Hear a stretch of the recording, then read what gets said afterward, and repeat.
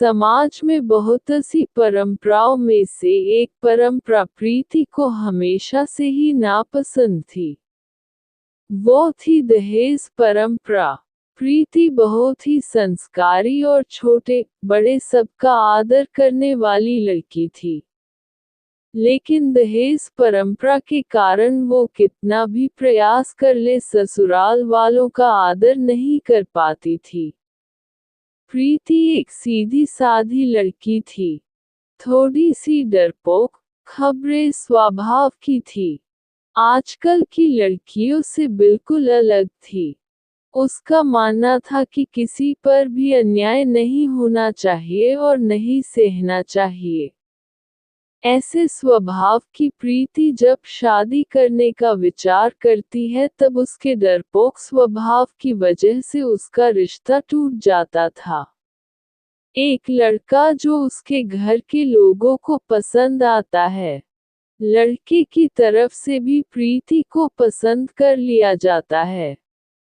लड़के को तनख्वाह बहुत कम होती है लेकिन लड़के के घर के लोगों की अच्छी परिस्थिति होती है।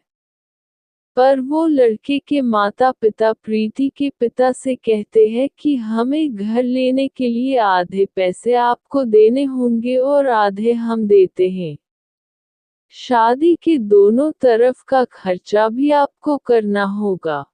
ऐसी शर्त रखकर शादी पक्की करते हैं। प्रीति के सुख के लिए उसके पिता कर्ज लेने के लिए बहुत प्रयास करते हैं। लेकिन प्रीति की होने वाली सास का प्रीति को बार बार फोन आते हैं। सिर्फ शादी तय कर ली, बाकी की जो बातें पक्की की थी उसका क्या। उनको दहेज हाथ में चाहिए था।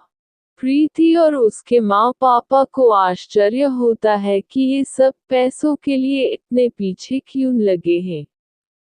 तभी उसके पिताजी को शक हुआ और पूछताछ करने पर उनको समझ में आता है लड़के के माँ पिता की घर की हालत कुछ ठीक नहीं है।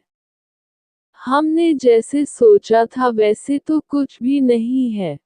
लड़के वालों ने जो बायोडेटा बनवाया था वो झूठा था। लड़के को तो तनख्वाह है ही नहीं। लड़के के पिता जैसे तैसे काम करके घर का खर्चा चलाते थे। ये सब मालूम होने पर क्या करूं ये उनको समझ में नहीं आ रहा था। क्यों की शादी तोड़ नहीं सकते, सगाई हो चुकी थी और अब शादी तोड़ी तो समाज में बदनामी होगी और फिर से लड़की की शादी नहीं होगी। इस डर से उन्होंने भी शादी तोड़ने का विचार मन से निकाल दिया और उसमें सकारात्मक बाजू देखकर जैसे लड़का होशियार है तो वह जिंदगी में भागदौड़ करके जिंदगी में अच्छी नौकरी पा ही लेगा और लड़की को सुखी रखेगा। जो हमने आधे पैसे फ्लैट के लिए दिए हैं वह लड़की को ही मिलेगा। ये सब बातों का विचार किया और जैसे तय किया था वैसे ही शादी हो गई। प्रीति के पिता ने दोनों तरफ शादी का खर्च भी उठाया और लड़के के पिता को दहेज की रकम भी दी। शादी होने के बाद लड़का होशियार होने के कारण उसे अच्छी नौकरी मिली। जब फ्लैट लेने की बात आई तो प्रीति के ससुराल वालों ने उन्हें पूरी रकम देने के बजाय 20 लाख के बजाय 5 लाख ही दिए।